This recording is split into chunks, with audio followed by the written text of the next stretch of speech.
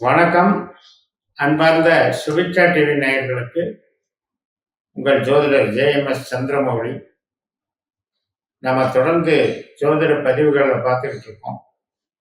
அதில் 12 பாவங்கள், 27 நட்சத்திரங்கள், 9 கிரகங்கள் அப்படின்றத பல்வேறு விஷயங்கள், பல்வேறு முறைகளில் நம்ம பார்த்துருக்கோம். இப்போ என்னுடைய மெத்தடுங்கிறது டிகிரி சுத்தமாக பகுத்து பார்க்குற முறை.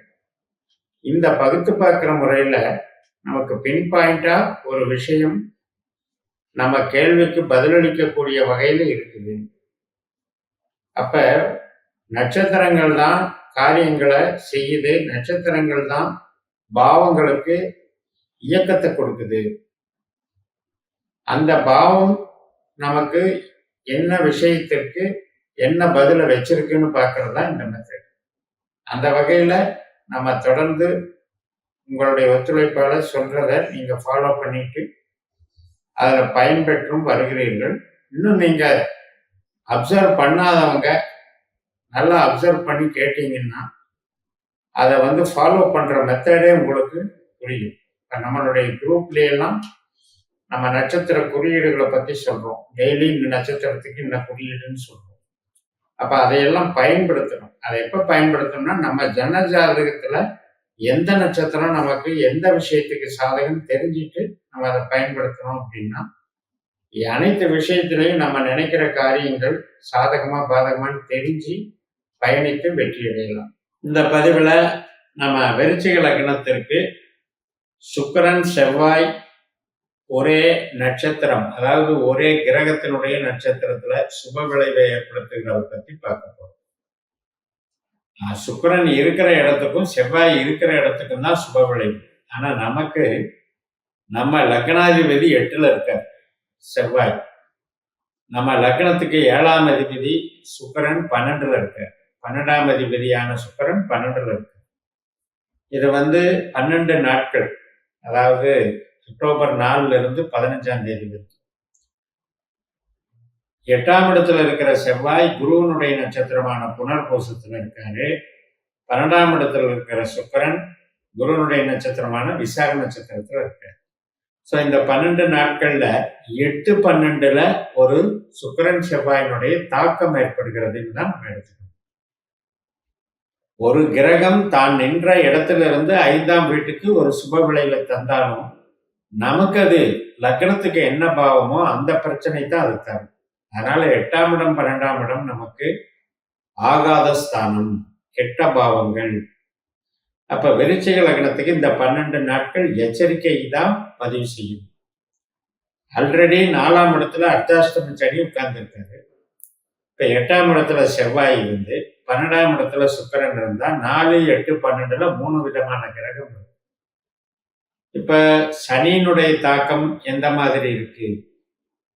ஒரு உற்பத்தி சார்ந்த துறையில இருக்கவங்களுக்கு அதிகமான ஒர்க்லோடு அனுபவிக்கிறதாகவும், வீடு கட்டிட்டு இருக்கிறவங்க அதுல தாமதமாக செயல்பாடுகள் நடந்துட்டு இருக்கிறது, வேகமா நடக்க மாட்டேங்குதுங்கிற ஒரு ஸ்ட்ரெஸ்ல இருக்கிறதாகவும், உறவுகள் சம்பந்தப்பட்ட கலகம் குழப்பத்துல தாயார் சம்பந்தப்பட்ட உடல்நிலையிலும் கொஞ்சம் சஞ்சலங்களை ஏற்படுத்துறதாகவும் இருந்துட்டு, அதே மாதிரி குழந்தைகள் வழி நமக்கு மனசஞ்சலங்கள் அப்படிங்கிறத சனி கொடுக்குறாங்க. செவ்வாய் ஒரு எதிர்பாராத சில செயல்பாடுகள், ஒரு துக்க செய்தி வந்தாலும் அது அசம்பாவிதம் தான். அல்லது நம்ம சின்ன சின்ன காயம் பட்டுக்கிறது, விபத்து ஏற்படுறதும் அசம்பாவிதம் தான். ஸோ 8ஆம் இடத்துல விபத்துக்காரகனான செவ்வாய் இருக்கும்போது, அதுவும் நம்ம லக்னாதிபதியா இருக்கிறதுனால இன்னும் கொஞ்சம் எச்சரிக்கையா இருக்கணும். இப்போ குருவோட நட்சத்திரத்துல இருந்து குரு 7ல இருக்கிறதுனால கொஞ்சம் இந்த விபத்துகள்ங்கிறது பாதிப்புங்கிறது பெருசா இருக்காது. அது அந்த விதத்துல இது பண்ண வேண்டியது. ஆனா அதே நேரத்துல சுக்கிரன் 12ல இருக்கிறவரு அவரும் குருவனுடைய நட்சத்திரத்துல இருக்காரு, செவ்வாயும் குருவனுடைய நட்சத்திரத்துல இருக்கு. இந்த 8ஆம் இடத்துக்கு 12ஆம் இடத்துக்கு சுக்கிரன் செவ்வாயினுடைய ஒரு பார்வை ஏற்படுகிறது. இது இனம் புரியாத சில ஸ்ட்ரெஸ்ஸு, ஒரு இழப்புகள், விரயங்கள், வலிவேதனைகள், உறவு ரீதியாக சில பாதிப்புகள் இதெல்லாம் உண்டு பண்ணுங்கிறத நம்ம ஞாபகம் வச்சுக்கணும். லக்னாதிபதிங்கிறவரு 8ஆம் இடத்துல போகும்போது தன்னுடைய சுயபலத்தை இழக்கிறதுங்கிறத ஒரு விஷயத்தை டீல் பண்றதுல நமக்கு பக்குவம் இல்லாம கொஞ்சம் அவசரப்பட்டு ஆத்திரப்பட்டு முன்கோபமா பேசுறது, அதீதமாக நம்ம எமோஷனலா அட்டாச்சு ஆகி சில பதட்டத்துல சில விஷயங்களை செஞ்சிடுறது, அது ஒரு வீண்பழிக்கு ஆளாகிற மாதிரி அந்த செயல்பாடுகள் அமைஞ்சிருங்கிறது தான் 8ஆம் இடம். அதே மாதிரிதான் 12ஆம் இடம்ங்கிறது நம்ம கையை விட்டு போறது. நம்ம கையில் இருக்கிற பொருள் நஷ்டமாக இருந்தாலும் சரி, உறவுகள் ரீதியாக ஏற்படக்கூடிய பகை உணர்வுகளும் சரி. இப்ப 7ஆம் இடம்ங்கிறது கணவன் மனைவி உறவு. 12ஆம் இடம்ங்கிறது அந்த உறவுக்கு பங்கம் விளைவிக்கக்கூடியது. ஏதோ ஒரு வகையில கணவன் மனைவி உறவுல அந்த அபிப்பிராய பேதம், பகை உணர்வுகள், ஒரு சந்தேக புத்தி இடம் கொடுக்கறது, தேவையில்லாத மன வருத்தங்களை ஏற்படுத்தி. அப்ப இந்த சுகம் அப்படிங்கிறது ஈர்ப்பு விசைங்கிறது அங்க டிஸ்டர்ப் ஆகி நெகட்டிவா வேலை செய்யுது செவ்வாய் சுக்கரன். இதே பருவ வயதுல இருக்கிற ஆண் பெண்களுக்கும் இன்னும் கொஞ்சம் எச்சரிக்கையாக இருக்கணும். ஏனென்றால் 8ஆம் இடம் 12ஆம் இடம் என்பது தவறுகள் செய்வதுங்கிறது அர்த்தம். சுக்கரன் ஆண்களுக்கு களத்திர காரகன், செவ்வாய் பெண்களுக்கு களத்திர காரகன். இந்த 2 பேருக்கும் 8-12 தொடர்பு ஏற்படுறதுங்கிறது ரகசியமான செயல்பாடுகள், கொஞ்சம் தவறுகள் செய்யறது, உணர்ச்சிகளுக்கு இடம் கொடுத்து அதன் மூலமாக சில அவமானத்தை சந்திக்கிறது. 8-12ங்கிறது அவமான அலைச்சல், இடம் விட்டு இடம் போறது, சிறைவாசம் உட்பட 12ஆம் இடம் ஊரு விட்டு ஊரு போறதையும் காட்டும். இது எல்லாருக்கும் நடக்காது. இது எந்த ஒரு ஜாதகத்துல பருவ வயதுல இருக்கிற ஆண் பெண்கள்ல செவ்வாய் சுக்கரன் கெட்டு போயிருக்கோ அவங்களுக்கு இந்த காலத்துல இந்த 12 நாட்கள்ல இது மாதிரியான நிகழ்வுகள் நடக்கும். அதுபோக நம்முடைய சிஸ்டத்துல, பாஸ்கர அஸ்ட்ராலஜி சிஸ்டத்துல 12 உபநட்சத்திரங்களை நாம நம்ம ஜனன ஜாதகத்துல கணிச்சு எடுத்துக்கிட்டோம் அப்படின்னா அதுல செவ்வாய் சுக்கரன் நல்ல பாவங்களுக்கு அதிகாரம் பெற்றிருக்கும் போது இந்த பிரச்சனைகள் நடக்காது. சின்ன சின்ன சலனங்களோடு போயிடும். ஆனா கெட்ட பாவங்களுக்கு செவ்வாயோ சுக்கரனோ அதிகாரம் பெற்றதுனாலதான் இதெல்லாம் நடக்கும். சில பேருக்கு ஞாபக மறதியால பொருளை மிஸ் பண்றது,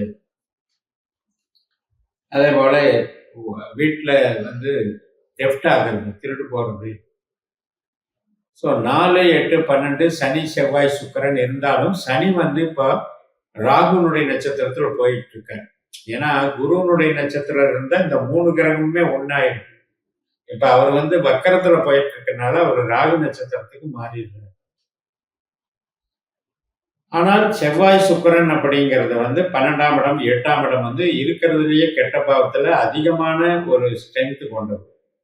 அதனால ஒவ்வொரு விஷயமா அவங்கவுங்களுடைய வயதுக்கு தகுந்த மாதிரி, அவங்கவுங்களுடைய தொழில் நேச்சருக்கு தகுந்த மாதிரி நஷ்டங்களுக்கு எப்படி ப்ரிகாஷனா இருந்துக்கணுங்கிறத பார்த்துக்கணும். அதாவது ஞாபக மறதியால சில பொருட்கள், விலையுயர்ந்த பொருட்களை இழக்கிறதோ, அதே நேரத்துல டென்ஷன் ஆகுறதுனால உறவுகளை பிரிவினை பண்ணி பேசுறதோ, வம்பு வழக்குல மாற்றுறதோ, அல்லது பருவ கிளர்ச்சியினால அசிங்க அவமானம் அடைகிறதோ, இது எல்லா விதத்திலையும் அவங்கவுங்களுடைய ஜாதகத்துல பருவத்துக்கு தகுந்த மாதிரி நடக்கும். அப்ப இத ஒரு காமன் ஒரு தீமா வச்சுக்கணும்.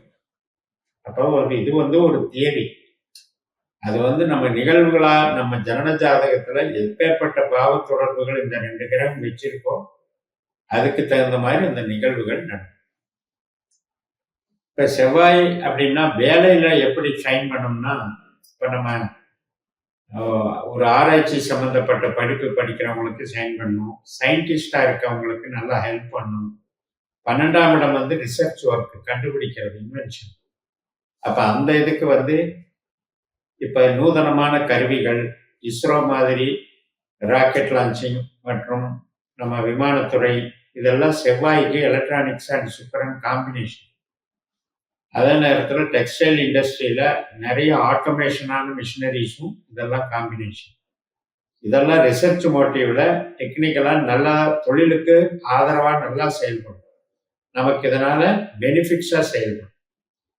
12 என்பது இன்னோவேஷன், புதிதாக கண்டுபிடித்தல். அதே மாதிரி 8ங்கிறது எதிர்பாராத அதிர்ஷ்டத்தையும் வச்சிருக்கு, அமானுஷ்யத்தையும் வச்சிருக்கு.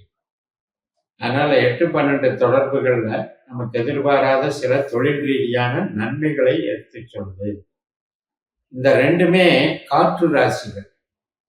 அதனால அந்த காற்று சம்பந்தப்பட்ட இண்டஸ்ட்ரி லைன்ல இருக்கவங்களுக்கு, அதுவே ரிசர்ச்ல இருக்கவங்களுக்கெல்லாம் இது புதிய சாதனைகளை உருவாக்கி தரும், புதிய புகழை உருவாக்கும். ஆனா அதே நேரத்துல நம்ம விருச்சிக லக்னத்துக்கு காற்று ராசி என்பது 4, 8, 12 வர்றதுங்கிறது நமக்கு லக்னத்துக்கு அது நல்லதல்ல. தொழிலுக்கு நல்லதுதான், ஆரோக்கியத்துக்கும் உறவுக்கும் நல்லதல்ல. அந்த ஆரோக்கியம், உறவு மேம்படுவதற்கு நம்ம எந்த அளவுல இந்த உறவுகளை மெயின்டைன் பண்ணணுமோ அப்படிங்கிறதுக்கு நாம சிவன் சக்தி வழிபாடுகளை பண்ணிட்டு வரணும். அதாவது சிவன் கோயில் இருக்கிற சிவனும் அம்பாளையும் வழிபட்டுட்டு வரணும். இது ரோகிணி, அஸ்தம், திருவோணம் ஆகிய நட்சத்திரங்கள்ல இந்த வழிபாடுகளை பண்ணிக்கலாம்.